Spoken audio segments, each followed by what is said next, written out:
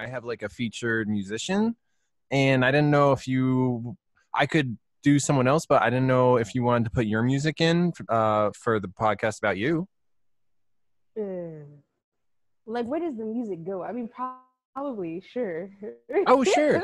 I post this podcast on Spotify and iTunes. I don't have like huge listenership or anything, but Oh no worries. Actually, I only do podcasts usually if people don't have huge followings. I'm kind of weird. I don't really I don't, you know what I mean? Like, I don't really do like the huge, you know what I mean? Like the magazines and stuff, you can't really help. They kind of just bombard you and just like, Oh, for hey, sure. but like podcasts and stuff, I like it when it's chill. I feel like when it's like bigger, I get weird. So no worries. I was just asking, but yeah, sure. No Oh my worries. God, you're the best. Okay, super. So yeah, after we finish this, I'll just hit you up for any. I like try and include like 5 tracks. Stop. Oh my God. Well, we can. Yeah, we'll figure it out. Okay. You're the best.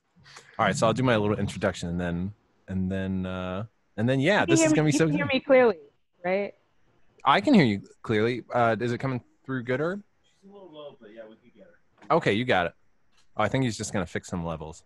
I'm a little low. I don't know how to help that. I can hold this closer to my mouth. Oh, is that good? Oh, he's saying that's good. Okay, swag. Okay. And, Thank you. Oh. All right, here we go. Hi, welcome to the Triheart Podcast. This is Biff LeCup. This is episode 6 with Momo Pixels. Momo, tell us a little bit about yourself. Hi, I'm Momo, and my last name's Pixel. And I like to dress as a cat, and I have a funny laugh. And what else would you like to know? I could talk about what you just said for like 2 hours, but I know you as an artist and a musician and a pixel artist and a stylist. Actually, you're really just like a Renaissance woman. You do the things you do is intimidating. I feel so worthless. Thank you. Look at your No, you shouldn't feel worthless. You should feel like, I'm going to conquer all of my things too. True. But yeah, thank you. Yeah, tell us a little bit about, your style as a spectator. Your style is everything. Thank you. Tell us a little bit about your style.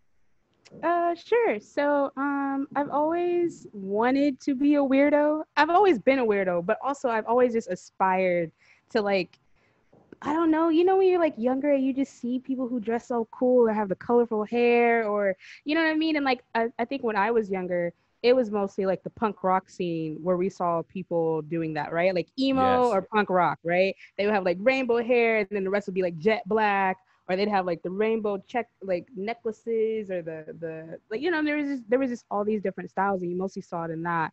And so, I just aspired to have that freedom, and when you're younger, you kind of have to follow what your parents say, right? Everything about you is kind of dictated by folks older than you, which I don't think is necessarily always a good thing, because I think that at a young age, people do kind of know what they want, right? Like kids, you like, oh, I love skateboarding. If you allow the kid to skateboard, they're going to do it all the time. You know what I mean? And who's to say they're not going to become a pro skater? So I think sometimes things get shut down too early. And, in my case, my people, they just weren't about it. No, you can't dye your hair. No, you can't do that. So, once I started getting to the age where I could do whatever I wanted, I kind of just started exploring and experimenting. I would say like 2009 was really the summer that I really got to try a lot of things. And I would just buy different colored dresses, or I would do this. Or I remember one time I chopped off all my hair and I only had a bang and it covered my eyes. And I wore a tutu and I put like a fake nose ring with a chain and it connected. You know what I mean? I was just doing all these different things, and, doing all these, I guess, social fashion experiments. I found my lane, and, I really love tutus, or I love the aesthetic of the flared out skirt, because it doesn't necessarily have to be a tutu, but those are just the most colorful or the brightest for me, right? So I'm just drawn to an aesthetic. Also, people need to know their body. So I know I got great legs. So it's like, oh, it's like, oh, what's going to accentuate that the most? It is like skirt. So I love those, and I love bright colors. And then, the cat ears and stuff. I have no clue where that comes from. I have literally always loved that. I had a cousin who used to draw cat people, you know what I mean? And then during school, like one of my favorite illustrators, he always used to draw cat people. And it's just a thing I've always liked. You know what I mean? I watched Thundercats. I've always just been drawn to that aesthetic, right?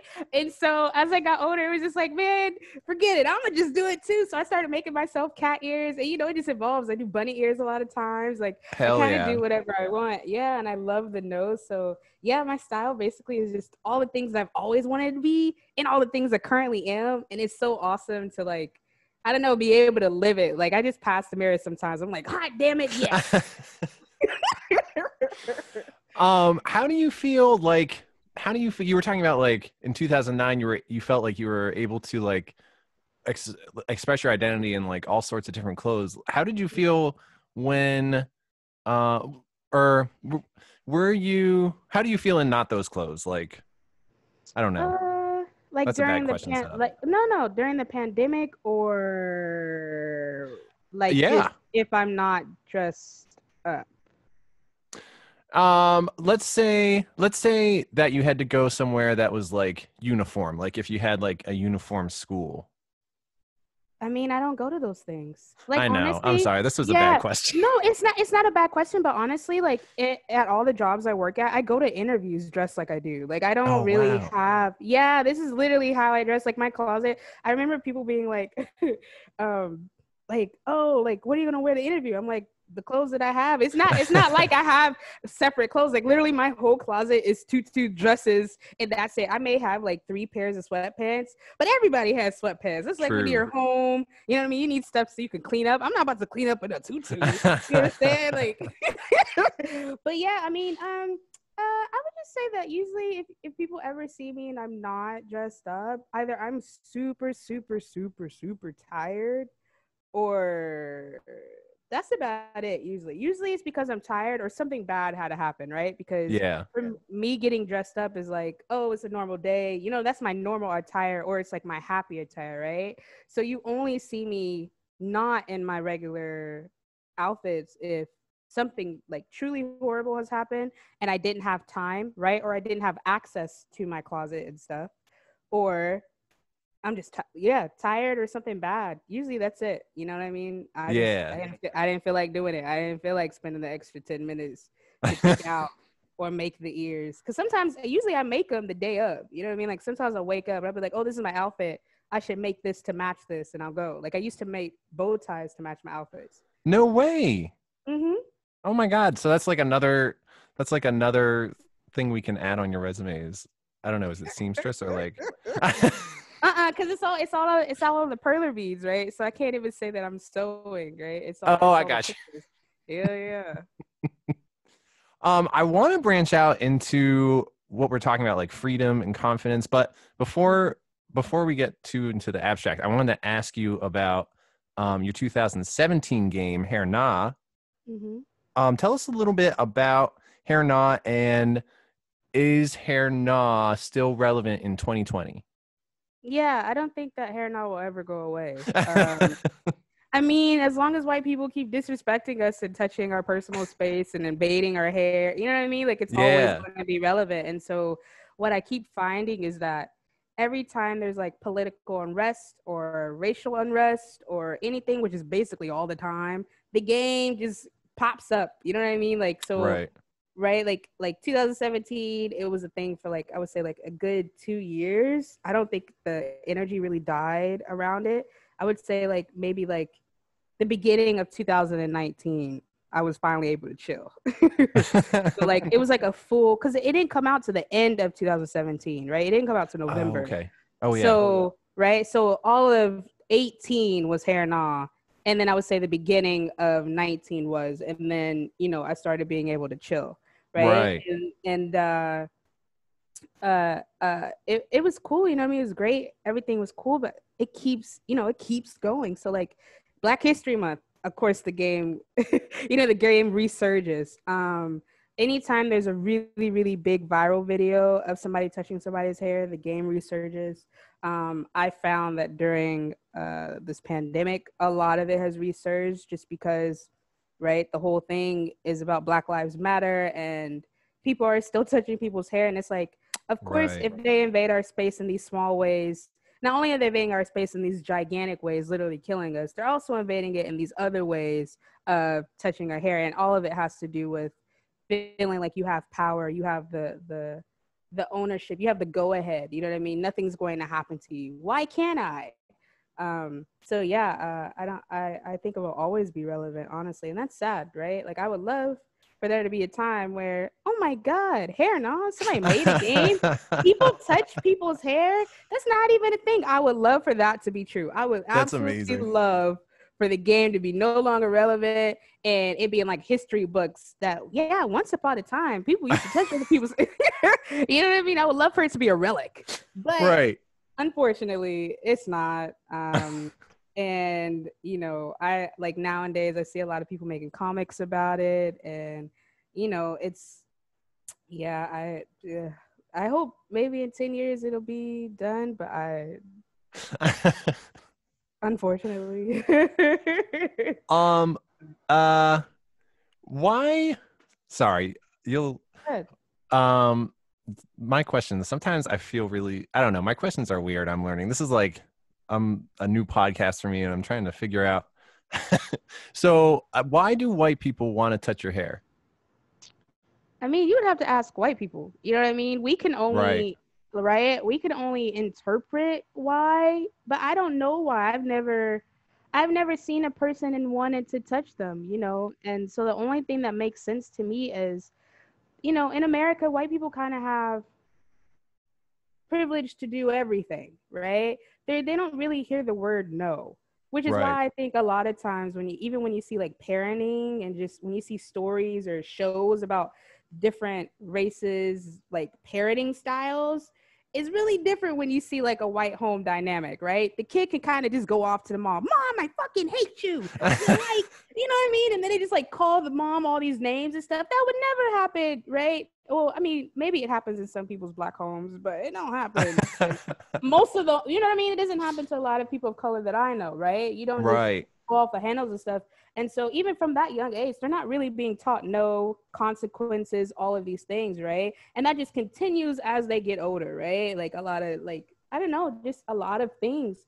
There aren't really consequences. And, even the justice system isn't necessarily set Mm, up to punish them like it punishes everybody else, right? So it's continuously this system of you don't really have consequences for your actions. Or if you do, it's very lenient. It's very like, little smack on your hand, even when it's ginormous things like murder, right? Like right. you instead of actually going to prison for life, you just get fired. What? That's Right. all. You know what I mean? Right. So when you revert that back to touching hair, right, and just looking at it as a whole, right, you're not really getting consequences. You're not really being told no. Everything's kind of your oyster. Woo woo woo. When you see something, when you see something that you want, you kind of just go for it because what's gonna happen? You know what I mean? That's what you've always done. And so if you see somebody's hair and you're intrigued, it's like, oh, I want to touch it, and so you just do. You don't Right. even think. You don't even think I shouldn't do this. This is not okay. Because why? Everything is okay. You've always just touched and just grabbed and just whatever. It's no big deal. And it's like you don't even consider the fact that that is a human. You cannot just invade somebody's space and touch them. You don't own them. They are not your oyster. And it's just like, so, and that's just my interpretation. That's the thing that I see, right? I just see a lot of, just, oh, my intentions were, and it's like, it doesn't matter the intentions, it matters the result, right? And it's Yeah. like, the result is you invaded my space, you were disrespectful. And then, right, if we respond in a way that is just as much energy as them, then they try to act like they're the victim, right? So say somebody touches your hair and they just go for it and you smack their hand away. Oh my God. there's this shock as if they weren't the offender, right? Like Right. the person whose hair you're reaching for, they are on the defense. You invaded their space, so why? When they react, it's always like, you hurt me. Why the audacity of you to touch me? What? You just touched me. You know what I mean? It never fails. It never fails. You know what I mean? And I've seen so many instances where people are nice. You know, in the beginning, I used to be nice, or I wasn't prepared for it. Right when it first started happening to me, I wasn't prepared for it because I had never really had an experience with it before. So when it first started happening to me, I was always like, my face was always stuck. Like, wait, what?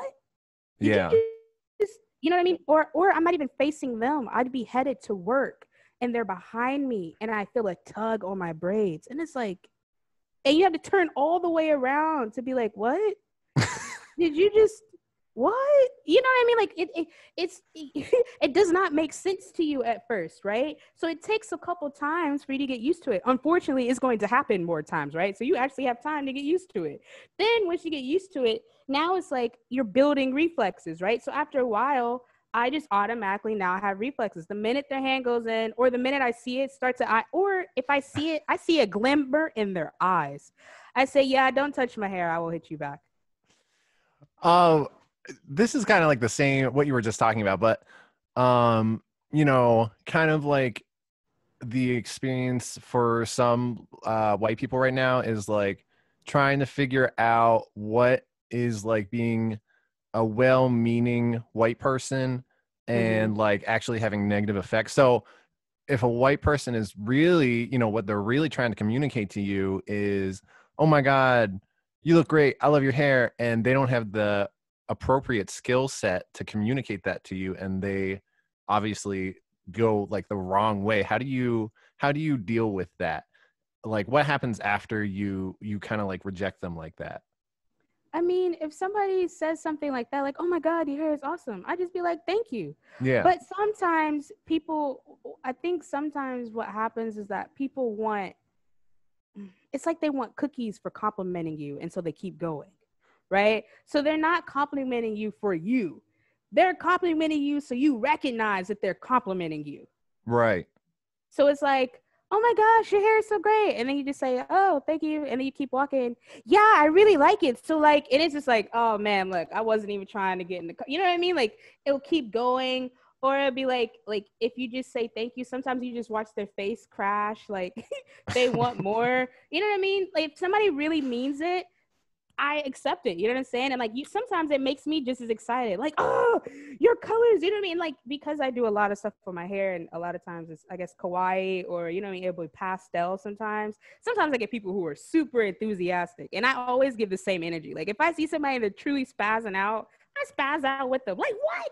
How did you do that? And I'll be like, yo, I don't even know, but I did it. You know what I mean? And then we both have a great time. You know, and you can tell. You know, you don't always have to have the words, but I think if it's genuine, people feel it. You can always feel when somebody's disingenuous. And I think that really people get upset that they got caught in that disingenuousness, right? Like them doing something and somebody not really paying attention to it. They're just like, oh, well, I didn't want to thank you anyways. It's like, well, then you didn't really mean it. You know, then you didn't really. Oh my God. You know what I mean? Like, my hair was already done without the compliment or with the compliment, right? So if somebody means it, I think that it's received well. If somebody doesn't have the words, I mean, saying you like somebody's hair, I don't think there's any saying that by itself. That's not a wrong way to say it, right? That's literally, I like your hair. You can say that way with different inflections, and people always receive it well. I haven't really I've never gotten a bad compliment. It's just when people touch, you know what I mean? Right. Like, or when people start asking, like, is that your hair? Well, nobody's ever asked, oh, has somebody asked me that? I don't know. But there's questions like that, right? Like somebody's like, oh my God, is that your real hair? And it's like, why are you asking that? What does that have to do with anything? If it is or if it isn't, then what? You know what I mean?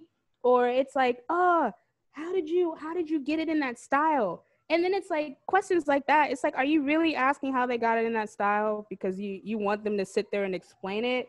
Or is that just a rhetorical question? Like, I think sometimes people need to really sit and think what they're actually asking, because I don't ever think that somebody's like, how did you get your hair like that? And they really want you to sit there and explain it, unless they have the same type of hair and they're really trying to figure it out. You know what I mean? Like, Yeah. somebody else, if another Black girl is like, oh my God, that is amazing. How did you get it like that? I could be like, oh, I know she knows what I'm talking about, and it has you know what I mean? Like, it will sit in her brain, and she'll have something to go back to, a reference, you know. Whereas if somebody else is asking me, they'll have no. It's like me speaking another language. They will have no clue what I'm talking about. They don't. You know what I mean? Like, if you say, yeah, I used a toothbrush to a white person, like, for your hair, they probably don't even know what that's for. Whereas if I say I used a toothbrush, automatically a Black person would be like, oh, she's probably used it for baby hairs or to smooth something, or to, you know what I mean? Like, you know, right? It just means different things for different people. You know what I mean? It's culturally relevant. That's like if I go to another country, or if I just see somebody of another ethnicity and they have their hair in a really amazing way that I've never seen before.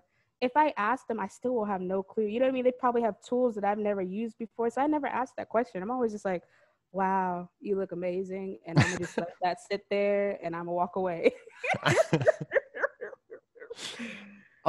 You kind of been answering the questions before, like you're already leading into my next question. So like not the shallow, but like the literal understanding of hair knot is like, please stop touching people's hair and just stop touching people. Is there a higher meaning of hair knot? Absolutely. Yeah. So hair knot, I would say, yeah, on the basic level, is to just get people to stop touching our hair or to just show it. But honestly, I just wanted to give Black women a way to have something cathartic and laugh about, right?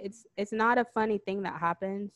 We're all oftentimes annoyed. It adds to the microaggressions and just the overall energy of racism. It's just like, I can't even get to work without somebody touching my hair. Oh, I can't go to the grocery store. You know what I mean? It just adds to the already annoyances and just, you know, oppressive things, just things that are already piled up. It just adds to it, right? It's like an icing on the cake. And so I just wanted to provide something that I thought would give us a laugh, right? Make us, sorry, I think I have to push a button, but make us laugh, make us laugh, and really just have a moment to be like, we're not the only ones who go through this. Like, I see you, or, you know what I mean? So that's why I knew it was going to go viral, because I knew that if I had an issue with this, I knew that a lot of other women had an issue with this, right? And it was so great seeing so many people laugh and be like, oh my gosh, this is hilarious, you know? And I just put little trinkets in the game that only, you know, other Black people would really appreciate, because I knew that they would notice little things that I put in the game, right? They would notice a certain facial expression from a background character, or they would notice a certain hairstyle or the little details that I put into it. So, you know, in a larger thing, it was just kind of I guess a message to my community that I see you, this sucks, but let's laugh.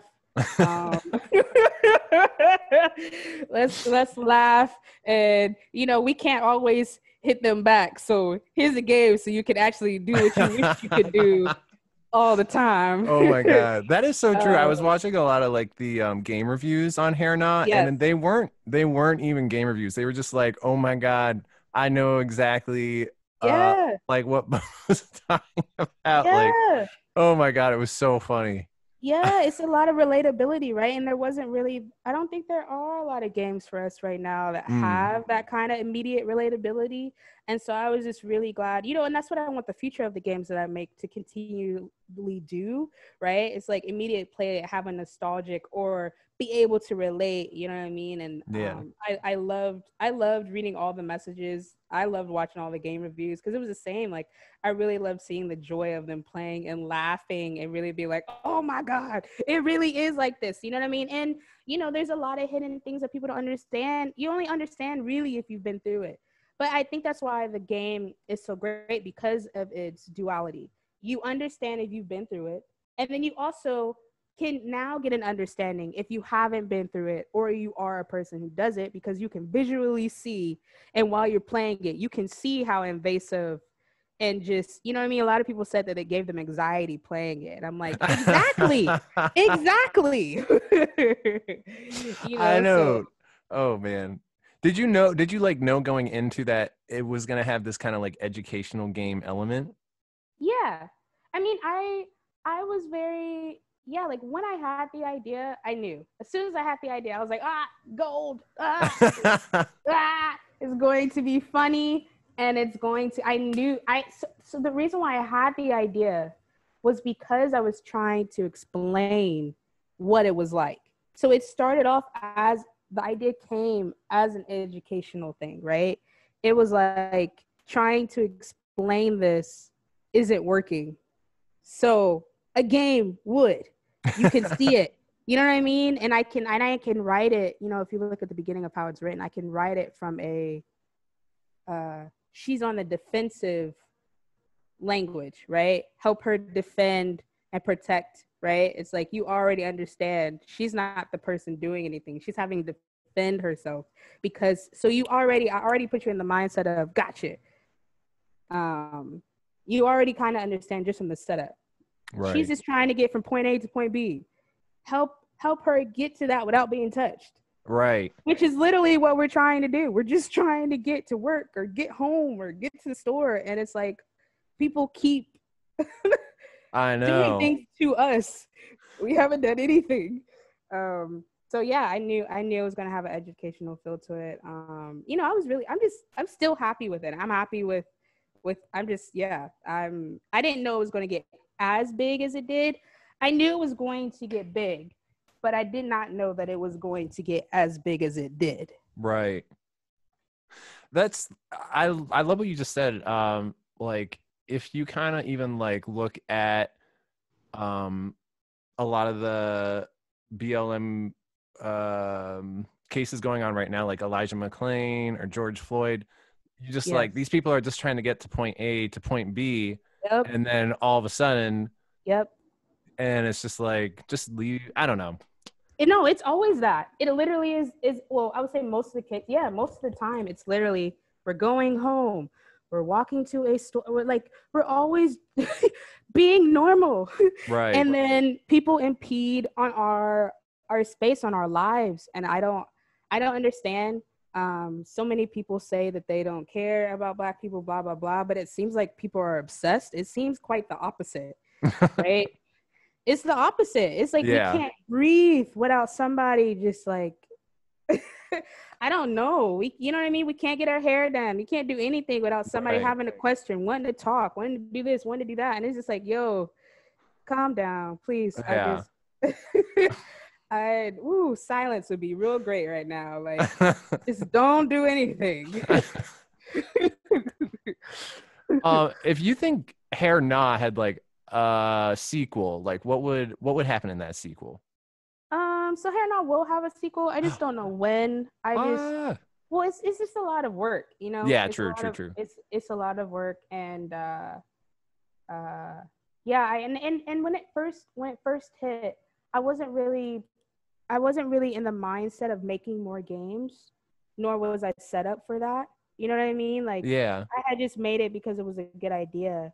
And then all this stuff happened and people wanted me to make more games and it's like, that's great, but it took 9 months just to make that, and that was really simple and only 4 levels, right? Like, imagine how long it would take to make have an actual storyline or make multiple characters, right? Like, it just would take longer. So, you know, I wasn't really in that mindset. And after the game hit, I didn't really want to make, I was like tired. I was over it. I was like, I'm not fine.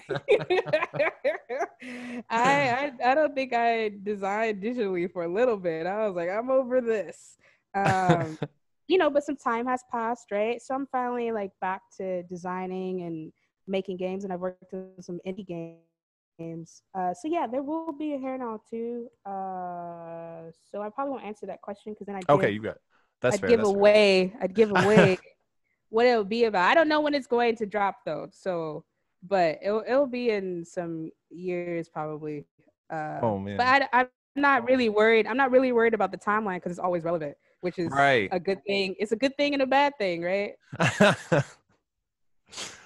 um, One thing I kind of wanted to talk about was I was listening to one of your podcasts and Mm-hmm. also tying it into Hair Na, like you were talking about how you were able to turn negative experiences, how you really use that for your art, which I really love that concept, like pain is art Mm-hmm. or trouble is Mm-hmm. art. What do you think, like, would you be able to make, this is kind of like a question I think about sometimes. Would you be able to make art if you didn't have very much negativity in your life? No, I think that negativity is just as positive as positivity, or just as much inspiration as it is as Right. positive. And I think that a lot of people pull from that pain and trauma and just things that happen, and they make a lot of beautiful things, like, you know, Adele, right? Like a lot of Yeah. people love her music, but a lot of it has come from pain or just things that have happened to her, right? Like a lot of times it gives you stories or it gives you a different understanding. And I can't, I don't know what it would be like if everybody just had great lives and were super positive. You know what I mean? I don't know what type of music they would make and if that would sell, or you know what I mean? Like, Yeah. um, yeah, I mean, positive all like sometimes is great, right? Like we all love happy music and stuff, but uh I know personally I wouldn't be able to create without bad experiences. And I don't know if they're all if I should call them bad, but I think it's just like the yin yang, right? It's the Right. balance. You can't have good without bad. It's just the way things are. So, yeah. Yeah, let's get back more into like, well, more into you, but I mean more like the Momo Pixel identity. Mm. Um, so I try and like tie in my previous episodes. So last week we had a trans chiptune artist named Cass Cuttlefish, Ooh. and we talked about like how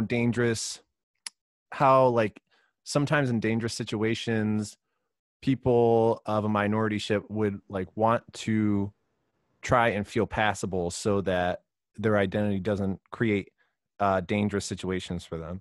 So Mm-hmm. I was listening. I think I had the right soundbite. So you were in one of the podcasts. You were saying you were in Chicago and your identity or your expression like got you into trouble because someone thought you might have been in a gang. Oh, yes, that did happen. That did happen. how Yes. how did you deal with that, and like how do you ever feel like you need to be passable, or is that like not a feeling for you? So like that was because depending on the side your hat is on, apparently in Chicago that represents different gangs. Wow. I, as a normal human, would never know this. Who knows this? Who knows this? You know, I just have at the time I had like 200 hats. I just have a lot of hats. They don't go on one side, they go on all the sides. And so I was just walking and somebody was like, straighten up your cap, young thug. And my first thing was like, young thug, I'm a girl. What is wrong with you? You know what I mean? I was I was automatically like, what you mean? You're already disrespectful, and it just continued and stuff. And I just had to get them to realize, and it looked like they had their hand in a jacket, like they had something Oh for no. me. You know what I'm saying? Oh my So god. I just had to get them to realize that I literally had on a Mighty Ducks outfit. Like me not being passable is what allowed me to pass, if that makes sense. Like Yeah. I had on cartoon stuff. You know what I mean? Like I literally had on Disney things. I had on Mighty Ducks. I had a Mighty Ducks hat and a Mighty Ducks chain that I made to match it. And so, you know, the person was just doing all this stuff. I'm like, sir, Mighty Ducks, fly with a V. I don't know what to tell you. You know what I mean? I'm trying to say like movie things. I'm like, there's that actor that everybody really loves. I'm like, it was on Disney Channel. Like, yo, I don't know what to tell you. Whatever you think is not it. But do I ever think that I should be passable? I will say that when traveling, I would say that I personally never want to be passable. I love how I dress. I love who I am. It makes me happy. I feel uncomfortable if I'm forced to wear something that's not already in my closet. Right? If somebody tries to force me into an outfit because they think this or they think people are going to treat me a certain way, I now feel uncomfortable, which makes me act worse. Right? I don't feel like myself. So I feel like I become clumsy, or I don't know how to move, or I want to sit in a corner. You know what I mean? I'm not my normal self because I'm not in my normal attire. So the only times I feel like I felt like I've needed to be passable is when people try to make me feel like that. Like, and usually it's when I'm traveling, right? So in Cuba, somebody was like, "Oh, Oh, damn. you shouldn't dress like that because people will know you're a tourist." And so, I think I listened to that person the first day, and it was a really awkward day. I didn't really like it. The minute I went to the clothes that I actually wear, I had the best time. People was like, "Oh, señorita!" Like, you know what I mean? They're just calling me pretty, or just like, one girl was like, "Oh, let's trade." Oh my God. You know what I mean? Like, bring it out and I'll bring, you know what I mean? Like, people was so enthralled, and I was like, this is how it's supposed to be. This is my normal, you know what I mean? So, I learned from that experience, like, just don't, no, I don't want to be passable, you know what I mean? And if a place is too dangerous for me, then I won't go. Yeah. So yeah, I won't go. You know what I'm saying? Like, no, I shouldn't. If the way that I dress makes life dangerous, that doesn't make sense. It's literally a skirt and some ears. It's a different type, it's a different type of skirt, right? Yeah. And ears, we've all seen cats. So why me having ears makes it any different? Like, you know what a cat looks like? Oh yeah. Are you still there? Yeah. Oh. Yeah. Oh, sorry. Sometimes I do that. That's not anything. So people tell me that I stop talking sometimes, and it's really awkward. And I don't know why I do that. I just think I run out of things to say, or that's like the it, and I don't fill in the gap. I just be like, yeah. And That's so interesting. I don't really have a follow-up to this, but like, that's so interesting you said traveling, because when we were talking about it with Cass Cuttlefish last week, she also brought up traveling. That was the first thing she brought up. But she was talking about like going through airport security and she was talking about that. So how do you respond to, I'm just going to throw some rhetoric at you, some like common Joe rhetoric. So you were kind of talking about in previous interviews about how people want to, when they see you, they want to take pictures of you. They want to just like be in your life. And so how do you respond to like the following rhetoric? So if you dress like that, if you don't want the attention, why do you dress like that, or why do you carry yourself like that? I didn't ask for attention. You gave it to me. Like, Yeah. You're right. It was somebody's conscious decision to react to me. Me getting dressed is just something that I do, right? Everybody gets dressed during the day. Right. Everybody gets dressed during the day. You know what I mean? Like, and everybody has different styles and tastes, right? This just happens to be mine. Now, however people react to it, that has nothing to do with me. You know what I mean? Like, I don't control that. They make a conscious decision to react in that way, right? And so when people are like, "You're asking for attention," no, I didn't ask you for anything. I didn't say anything to you. I just went where I was going, and you chose to. You saw me and took it upon yourself to say or do something, right? That had nothing to do with me. I got dressed. We all get dressed. That's not nothing special. Yeah. So that's how I respond to that. I'm just like, I didn't ask for the attention. You came over here.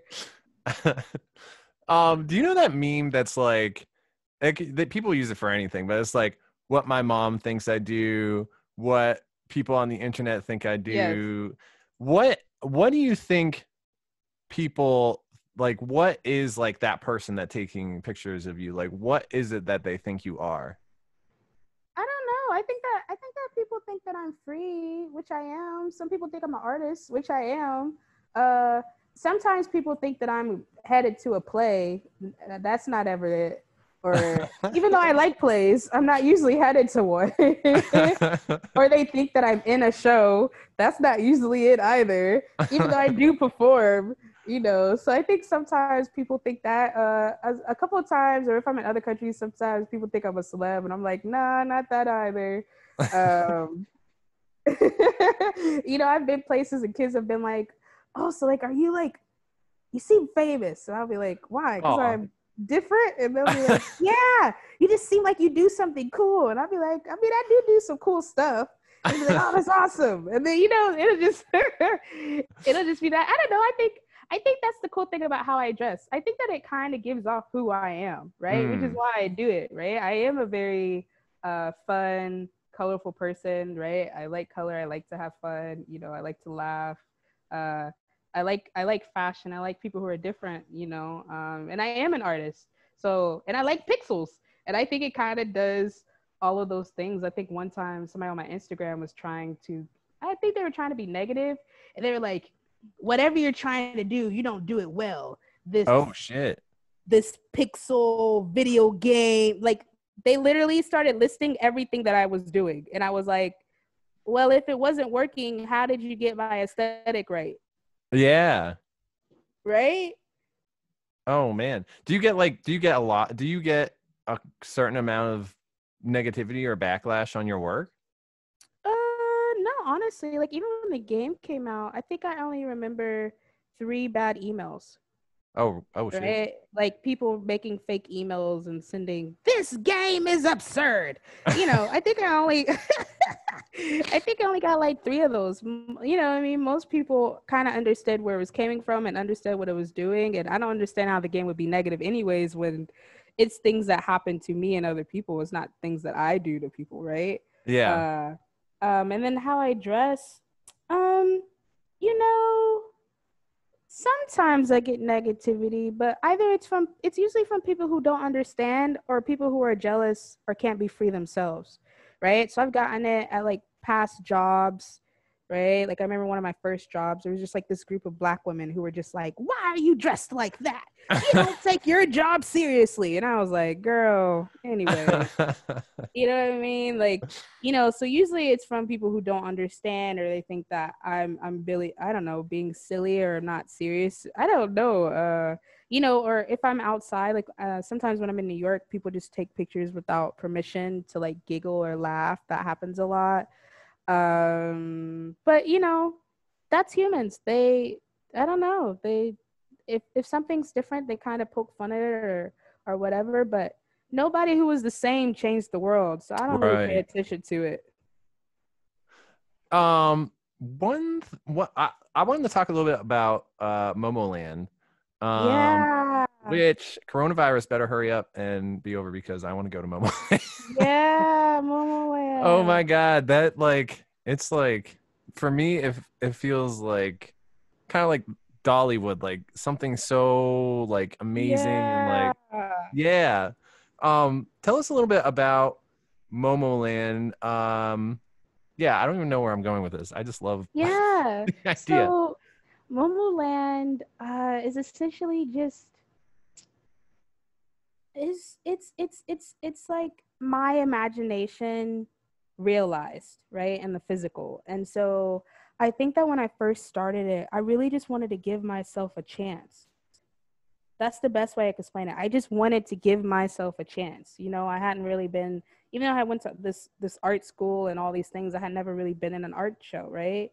I did music, but I hadn't really performed like that. Well, that's not true. I had performed, but not on scales that I wanted to. You know what I mean? And Yeah. I always had these grand visions and stuff, and I didn't really. I'm not the type to really wait on people to provide the opportunity. So I was like, you know what? A friend was like, Momo, you should just start your own. And I was like, you're right. I should start my own. And so I did, right? And people who went to the first show say it was great. I personally hated it because the things that I wanted to do, I couldn't accomplish it because I didn't have the tools yet, right? Or I was planning it from afar. I didn't have the funds.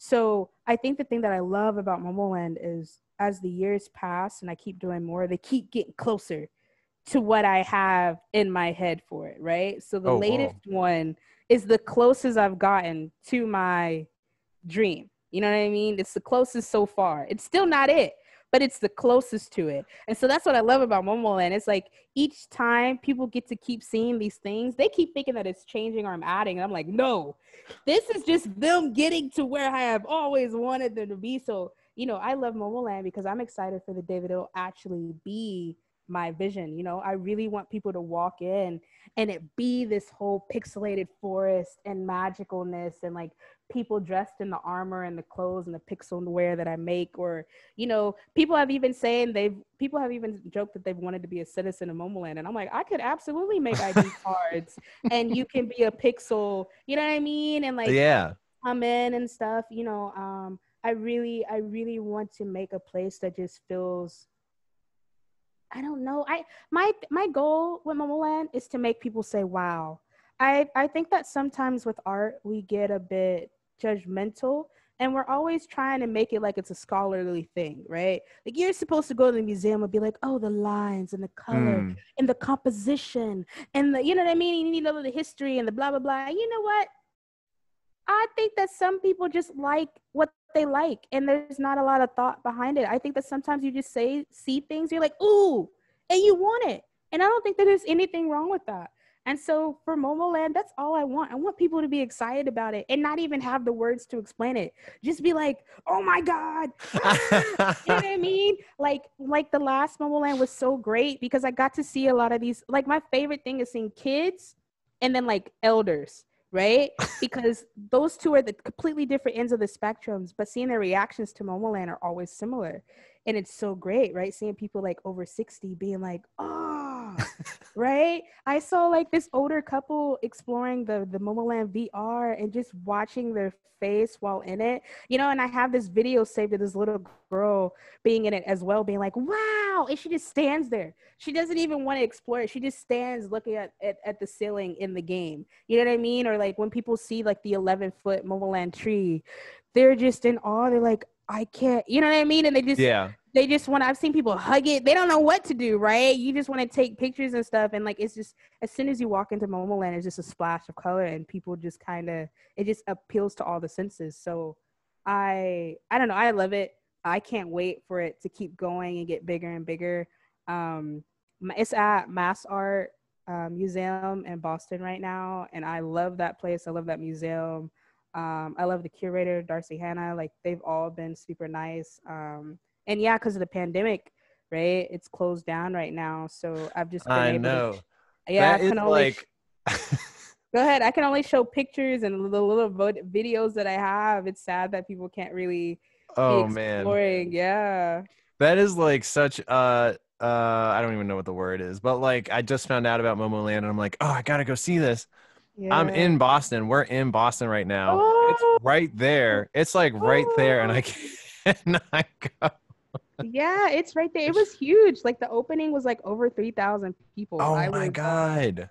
Did you go to the opening? Yeah, I was a bit bombarded. I don't know if I'll ever do an opening again. I think if I did another opening, I would stay in a glass box. No, I'm serious because the whole hair thing, people was touching my hair. They were touching it so much, I made a sign. If you look at their page or you look at the curator's like Instagram, there's a picture of me with a sign that says "Don't touch my hair" in my hair because it was happening so much. Oh my God. Something I love about like the Momo identity is, to me, it like means confidence and it means freedom and it means not having time for negativity like that. Or like, how do you put confidence and freedom and all that? Do you put that into Momoland? I mean, I guess yes, but in a different way, right? So Momoland's more on the, I guess since I'm a part of Momoland, it's in there.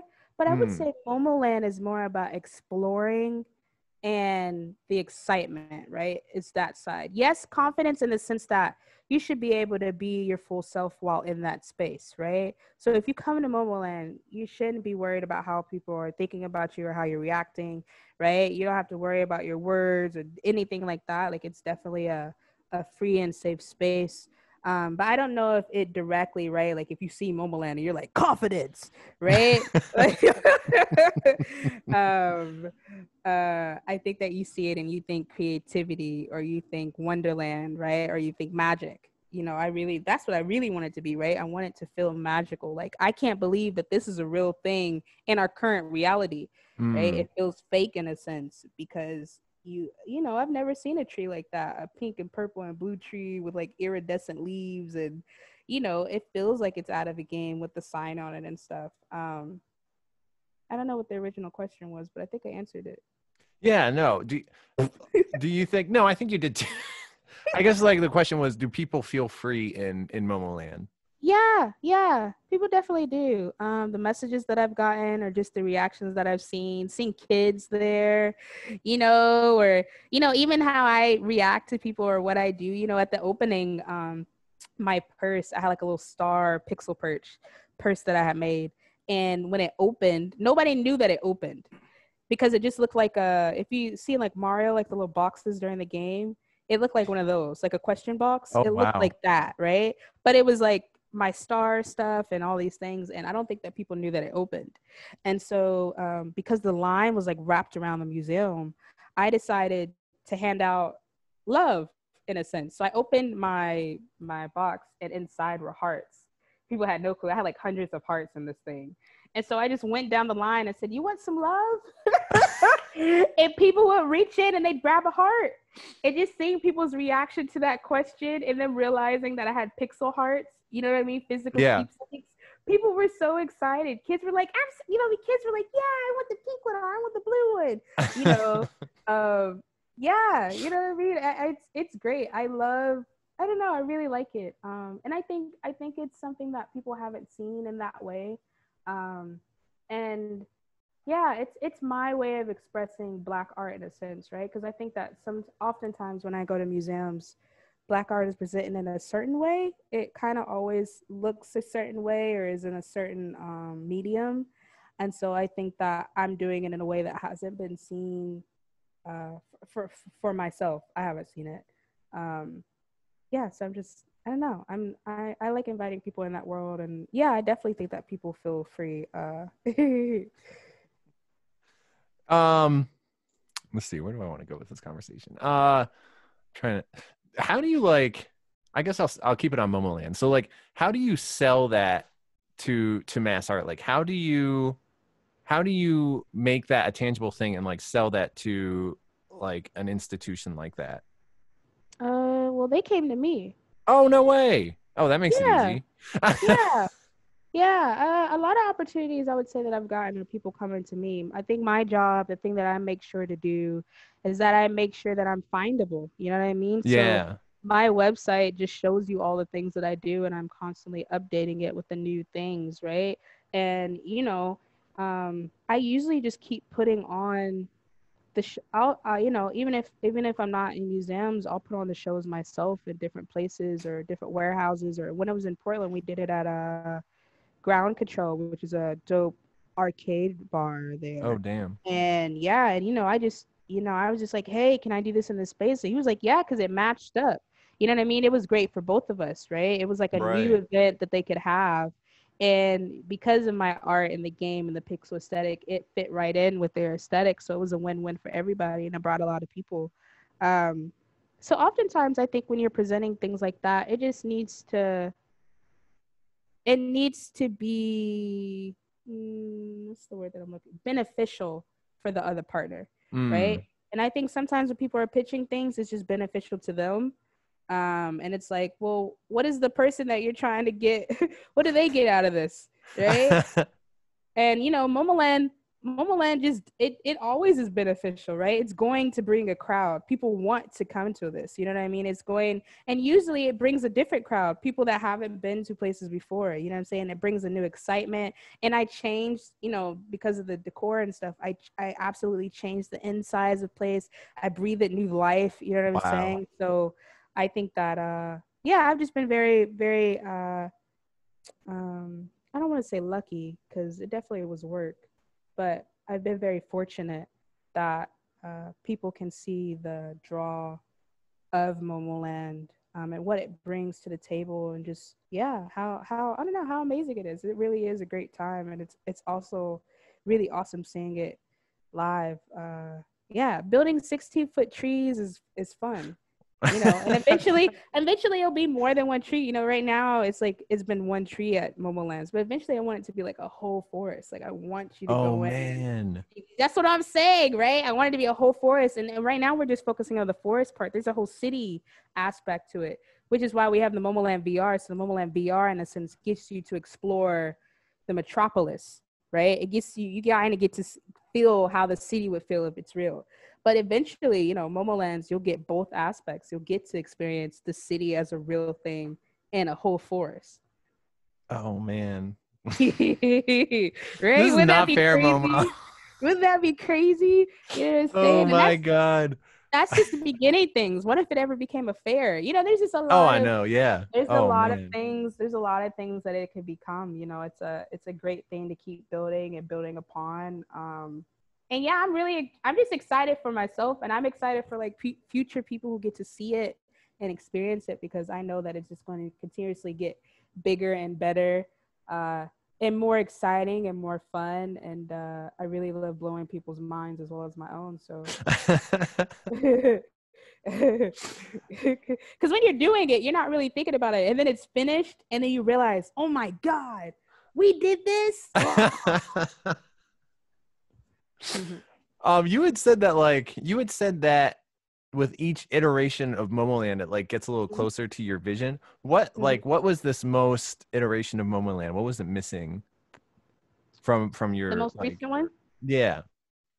I mean, I would just want it to be bigger. Like I said, like I want the whole forest. You know what I mean? I want multiple trees. I want there to be a lot. I want feet. I want yards, right? I want it to feel like a whole building, and you are exploring, and you're actually in Momoland, right? Like I want you to feel transported, and not, I mean, kind of like when you remember when people finally saw Avatar, the film, not Avatar: The Last Airbender, the other one, right? Avatar with the blue people and the right. You remember how different that world was, and how the lighting and just the world and the colors, a lot of people were really enthralled with it, right? It was so different, and it was like, oh my gosh, this place is amazing. It's like, that's what I want, right? But I want it massive. I want the trees to actually be 20 feet tall and 30 feet tall, and like you're just like, oh my god. You know what I mean? And then eventually I want people to be able to own a Momoland tree in their home, right? Oh, Like, whoa. right? Like if you could come home and you have one of those like just in the corner as like the what? So so I have a lot of plans for it. But yeah, right, I think right now it's just missing space, time, right? You need more time to build out those larger iterations, right? You need the space, you need the manpower, So I think that for my dreams, I'm not there yet, right? Which is okay. I'm growing as my iterations get closer, right? So it's like I have this grand scheme, this grand big thing that I want, but I personally probably am not there yet to even be able to pull it off because it's so crazy, right? It's kind of like Star Wars, right? He had all these things that he wanted to do, but the capabilities wasn't even there yet, right? Like the technology, there was a lot of things that weren't there. But when it finally got there, oh, it got there. So so that's where I think I'm at, right? I think a lot of things are capable, but I think a lot of things are just developing, right? Because there's aspects of me, there's things that I wanted, like AI involved, and I think that AI, the more it's developing, it's getting to the point where I would use it in the way that I want to use it. But even now, it's still not at the level that I can, right? Like you can't get augmented. Oh, I said AI. I meant AR. Sorry. I wanted to use AR. Okay. Yeah, augmented reality, right? But they don't even have things right now to where you could do it at the way that I want. I would want an event where everybody could have like AR glasses, so that everybody is experiencing something at the same time. But that's not even on the market and at affordable price. You know what I mean? At that point yet, it's not at that point yet, right? Like even VR, it's getting there. But if you think of VR, still there's only a few people with the headsets Right. and it's not really in every home like that yet. So yeah, I think over the years it'll definitely get there. I'll have my Star Wars moment. Um, but yeah, right now it's just missing space, time, technology, people, money. I think that yeah, it'll keep building. Its name will keep building. The draw of it will keep building. Um, yeah, one day there'll be Momoland billboards. Oh dang. Oh my god. Yeah. Oh It'll my all god. happen. I cannot wait. I'm like It will all uh, happen once we get out of this pandemic. I know. I know. I'm hearing it's gonna be a while, but It's definitely going to be a while. But you know, uh, in the meantime, I'm just making a little mini Momoland in my place. do you have roommates? No, Oh, okay. I was, I was just like, if you have no, but roommates, like, I have tree trunks and stuff. I have how tall are these? 7 feet? Yeah, because we had a 16-foot tree at Momoland in Portland, and so I just have the bottom half of it. oh wow, Hmm. that's amazing. Hmm. Um, uh, I wanted to talk about so like all the themes and elements we were kind of looking at Momoland and Momo, but you also do like, I mean, you do pieces that aren't Momo too. So like, I was wondering if you include all those themes in the work you do that are not about Momo. They're not about Momo. What do you mean? Commissions or when I'm working on video games or what do you mean? Um, do you, I guess not commissions. Do you do like I saw some of I guess they were commissions, but I saw some of your pieces in the panel you sent me. Um and they were I thought they were really incredible pieces. And I guess I was just kind of wondering what went into those, if it was like the same thematic Eh, material. but you have to give me specifics. Specifics. There was like one that I really liked that was like a person and it was kind of like a TV head. Oh, yes. Yeah. So those are work gigs, right? So that was Hmm. for the guy with the TV head. That was I had to do 5 illustrations for an article for Vox Media. You know what I mean? So that was that. So anytime that I'm doing work for somebody else or a corporation, or advertising or somebody's project or a video game, um, those things are different. Usually Right. anything that's on my feed that I just make to make, uh, it's it's it's usually my Momo stuff. Hmm. Yeah, so anything that you see that's kind of different, I probably did it for a job, uh, or well, I wouldn't say collaboration. I don't usually do those, but yeah, it was usually for a job or a commission or a video game. And then that's when my style, because I'm still a pixel artist. So the difference is if I'm working on a job and they want my color palette, then you'll see it, right? But Hmm. sometimes I'm working on a game and they're not necessarily asking for my color palette, but they like my style, right? They like how I do the pixel art or the way that I do it. And so I'll still do that. It'll just be to the color palette that they're asking for. You know what I mean? But a lot of times people come to me because specifically for my style. So then I kind of can do what I already do. Um, but yeah, yeah. Um, I think let's see. I have a little bit of studio time left. I want to ask you before we finish up, where people can find you. Oh, so people can find me Momo Pixels on Instagram. I usually post in my stories. Like you could follow me, but like my thread, I just make that to be pretty. So don't be expecting me to like post all the time. That ain't me. I post in my stories. Uh, on Twitter, I'm Momo because yeah, eventually I want a TV show and I want it to be like and I'll be like it's Momo. And people are like You're so yeah. cool. I would. And then if you want to see my professional work or learn more about Momoland, you can go to momopixel.com and you will find, my professional work because I work in advertising. So you'll see my commercials and things of that sort. But you'll also see my personal work, like my music or Momoland or my Magical Girl contest.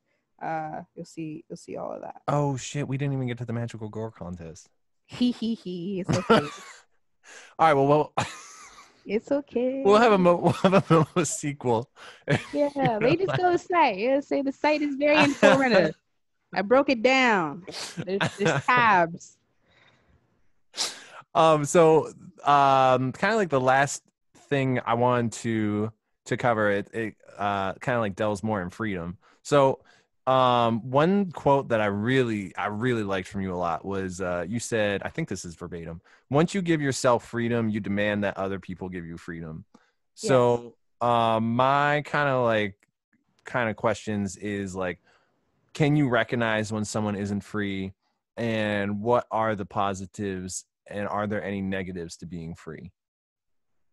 I think sometimes you can. I think you can recognize when people are free. I think it's usually their demeanor or their energy, how they react to people. When you're free, you don't really care about everybody else because you're at peace with yourself, right? It's like, I'm out here doing everything that I want. The grass is green. I have no issues. And so you're not really paying attention or wrapped up into everybody else's world because you're enjoying your freedom. When you're not free, you got a lot of spare time. Yeah. You got a lot of spare time to be unhappy about your non-freedom and everybody else's freedom. And that's just what you see. You see a lot of people being like, well, why do they get to, and why do you get to? It's like, because I'm free and I want to. And are there any negative aspects to it? I wouldn't say so. I'm very happy and content with who I am. I don't have any I wake up and I do what I want and I dress how I want and I talk how I want, and I am very appreciative of my honesty, and I love how reflective I am. I think that it is hard sometimes because people don't like when people are themselves, which is crazy. But when you are yourself, I don't know if people feel threatened or they just don't like the way that you're doing it, or I don't know. So I would say the only negativity is how people interact with you. But the thing is, you're with yourself more than when you're with other people. And so I think that freedom within yourself matters more. You know what I mean? Like this pandemic proves it. I've been happy by myself. It's like, oh, I don't have to go outside and get my hair touched or deal with so-and-so's attitude or somebody saying this or looking at me a certain way, right? I get to be around myself 24/7 all the dang on time, day in and day out. It's like, I'm so glad I loved myself before this, right? I had all this time to get free and enjoy myself that I can have dance parties by myself. And, right? I can just draw and feel and like come to myself and laugh with myself because I had already gotten myself to that point. So yeah, I would say the only negativity is usually what other people bring, but at the end of the day, who cares? You're happy with yourself. You know what I'm saying? Like, and for the most part, you really do, once you are free, you really do demand that of other people, and you just do it naturally. You know what I'm saying? Like, I go how I am to interviews, so they already have to respect it. This is like, I already came in like this. You automatically are having to accept it because this is who I am. You have to accept it already. I'm already in your office. Oh man. Do people you know what? I should stop it there. That's a perfect closing point. You are amazing. If I ask you this question, I'll just I'll take up more of your evening. You are the best. Okay. So may I continue my conversation with you on Twitter? I can chop this up and edit it and grab some music from you and then send you a proof. Yeah. You're the best. I actually have some questions too. Are you accepting? I organize shows for Boston 8-Bit, and I was wondering if you would accept like a performance gig in late August. Like, I have to go there, or is like digital? Oh, sorry, no, it's a live stream.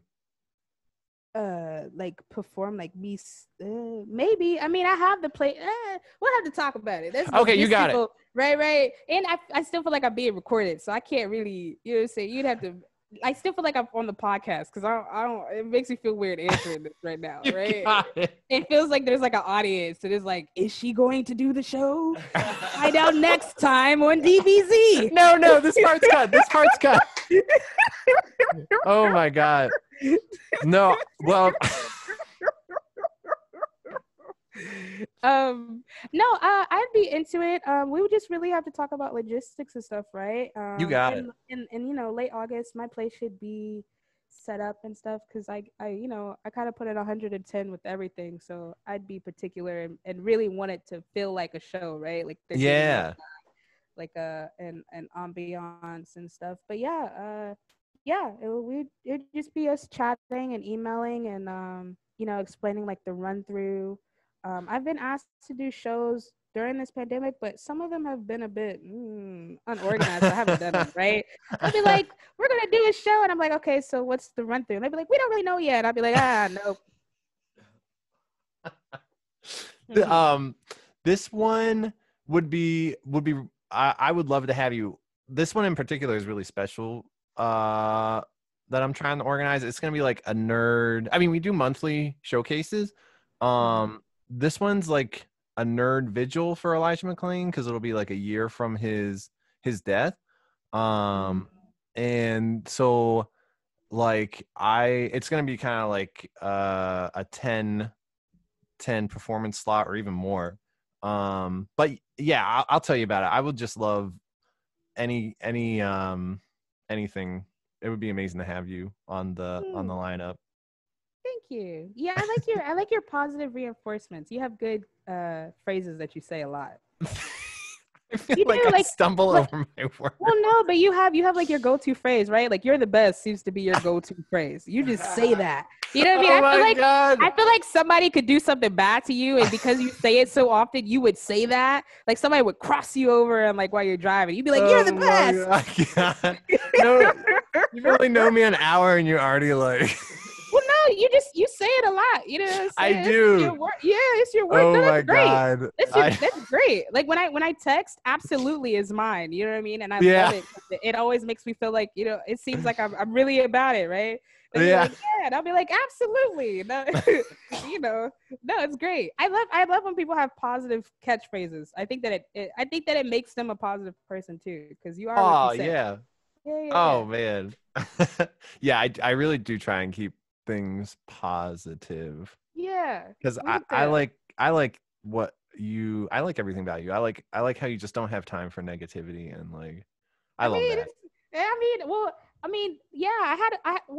My story is I had a lot of it when I was a kid. So I feel like since I didn't have a choice and since it was all thrust upon me, it's like, okay, negativity, you had the first chapter of my story. Right. That's it. My time ran out. There's nothing else for it. So, you know, the rest of my life is me doing what I want. It's like you had your time. You had your time. I love that. Yeah. Actually, that'd be like a whole nother conversation. I have like a lot of friends who had like, from my perspective, like growing up, who had like really good childhoods, and now they just like to drown in negativity. Yeah. And Yep. Well, I mean, it's the whole negative positive thing we was talking about, right? Like a lot of beautiful things really do come from negativity. You know what I mean? Unfortunately, but that's literally just the truth. That's just truth. A lot of bad things come from it too. But you know, I think a lot of people who have perseverance or just who have a different mindset, right? They really do go through it, and it shapes how they think, and they think differently. And you can have all these different perspectives, but you also know what it's like to have a bad life, or you know what it's like to not be who you want to be, or to have things, you know, taken from you or whatever it is. So it just makes the way that you live your life different. You know what I mean? Like I know for me personally, I know the worst thing that I've ever experienced is me not being able to be myself and me not being able to speak and nobody hearing it, right? Like everybody making me feel like I'm crazy. Whereas so now it's like, well, shit, I'm just do what I want. And and you know, it's crazy. Most of my opportunities come from me being me. a lot of times I get jobs because people are just interested in who I am, right? They'll be like, oh my God, I've never seen somebody with a LinkedIn profile that's a cartoon. Well, hi, I'm Jennifer. You know what I mean? Or they'll be like, wait, your name is really Momo Pixel? I've never, yes, it is. What? And I'm like, people, you can change your name. It's not a magic trick. Change that shit if you want to. I almost made my last name Dragon because I wanted No way. yeah. Oh my God. I wanted a tattoo because I really like this is gonna sound really corny. I really loved American Dragon, that show on Disney Channel. Right? That show was the shit. And so I've always loved dragons just with anime and a whole bunch of stuff, right? So I thought about changing my name to Dragon because I just thought it'd be fire. What? And like anytime I'm trying to decide if a name is good, you have to imagine it on a intercom. So I was like, and coming up next is Momo Dragon. I was like, that would be fire. But I settled with Momo Pixel because it just made sense, right? Yeah. I do pixel art. Pixel's been my life. Blah blah blah. Oh my, that is, yeah, just like making your, actually I think like the best part of this whole interview was like, how did you sell yourself to the mass art? And you were like, they came to me. It was like, oh, okay. Like making your own. I love that. Yeah. Yeah, I've never approached. I don't know if it's just me, but I've never approached anybody. I've been in like mass art. I've been in like museums in San Francisco. What is it? I was in the Tate Modern. I was in Victoria and Albert. I didn't reach out to anybody. Damn, that is so cool. That's why I'm just thankful. I'm like, hey, you want to give me what? Yes, let's go. Absolutely. That's why absolutely is my catchphrase because I'm just used to saying yes to things. Yeah. Absolutely. You want to give me how much money? Absolutely. Oh my God. And you are so funny too. You like, oh my God. Some of these past podcasts have been really good, but they've been like serious. And I've just been like, yeah. Oh no, I'm silly by nature. That's just like my thing. Also, this is how people deal with things. I used to want to be a comedian, but then I was like, I stopped wanting to be a comedian when people try to make it like an on and off switch. And I was like, I don't like this. I see. Like people expecting it from you. My God. Yes. I've been invited to parties and people be like, Momo, we was waiting for you to get here. Okay. And I've seen somebody who didn't know me. Like I guess they had only heard about me and they were like, yeah, so like do something funny. Do your thing. I was like, what? Excuse you? The fuck is that supposed to what? What? What does that mean? Okay, do it. Do what? What does that mean? What does that mean? Oh my God. Oh man. I kind of know what you mean. Like I try and like have a really positive attitude and stuff. So people will be like, they'll tell me their friends about me. I mean, I'm not like popular or anything, but like they'll just expect me to be like, shucks, don't say that. Yeah, I never pay attention when people try to down themselves. I'm like, yeah, in your head, you're not. Yeah. That's why I just say, yeah. I don't even be paying attention. I'll be like, continue the story. And we're not self-deprecating over here. Anyways. Oh my God. Are you ever coming back to Boston? I hope after COVID I can like see you in moments. To be honest, no, I didn't really like Boston. I know, like, Boston sucks. It's true. Yeah. Well, it was just the show, like just going to the opening. Literally, everybody kept touching my hair, or somebody tugged on my dress, or people would ask me things like, "Are you the assistant?" Or no. Did you know about this show early and match it? Yeah. No. Right. No. Clearly, I don't look like all the art in here. Like as if you're not in my space. Okay. Okay. Oh no, Momo. Yeah. I like how you use that. Yeah. After that, I was like, I don't need Boston no more. That was enough. I think I was there, and I had to make so many trips for the museum, just setting things up and building. Oh damn. Things. Yeah. And it was just that little area, but I was like, I'm good. This is enough. It was a lot. In that one thing, I was like, ooh, Boston, man. Okay. I know. I feel like, I mean, like, I love Boston. I can never really leave Boston. I've tried, and like, it's expensive. You get like the healthcare is good here, and like they take care of you. But yeah, I know what you mean. Like, just the experience you were describing. There's some parts, right? Y'all have I go to London a lot, and I love London. So you guys Yeah, you guys have parts that like you have a part where that has Prismark and stuff, and it feels Mm-hmm. like it feels like the what is it, Circus Colombo. I don't know what the name of that street is in London, but y'all have an area in Boston that literally looks like the same in London. Yeah, Um, it's yeah. yeah, so there's like cool aspects. I remember that. I was like, oh, this is cool. I feel like I'm over there. But other than that, nah. I know. Oh my god. I had some music friends coming from Baltimore, and they were Yeah. like, "Oh, what is?" And I know, like, I've been to Baltimore. Baltimore is like arts, fun, everything, good food, and they're like, "Oh, what do you have? What goes on here?" I'm like, we have like a lot of education establishments. Oh yeah, MIT and Yeah. all that stuff. Yeah, And they're like, yeah. "Oh, let's go out." I'm like, "Oh, everything's closed. It's 2 a.m." Yeah. And Yeah. they're like, It's "Let's grab not some my food." speed. It's not my speed, but it's No, cool to be it's like not. I went to Boston, right? Like I like that it's on my list. Yeah, check mark. I did it. Oh my god. Providence is cool though. Providence is like an hour away. And they have like I don't even know what that is. Is that like between Rhode Island or something? I feel like or no. exactly. Yeah, no, it's the Rhode Island's so small. It's like the capital of Rhode Island. You just like Okay, swag. Woo! Yes, Momo. Yes, geography. I knew Rhode Island had to do with it somehow. Oh my god. All right, I better let you go before I talk your ear off. Okay, cool. So yeah, so I'll send this to you. I'll send this to you soon. Oh, I'll no follow worries. up on the Boston 8-bit stuff. Yeah. Thank you, Momo. No, this is great. This is very fun. Nice to audio meet you, Herb. Nice to meet you too. You have a Have a good great one. laugh. Yeah. Bye, Dave. Thank Bye, you. This is Momo. great. Thank you. Bye.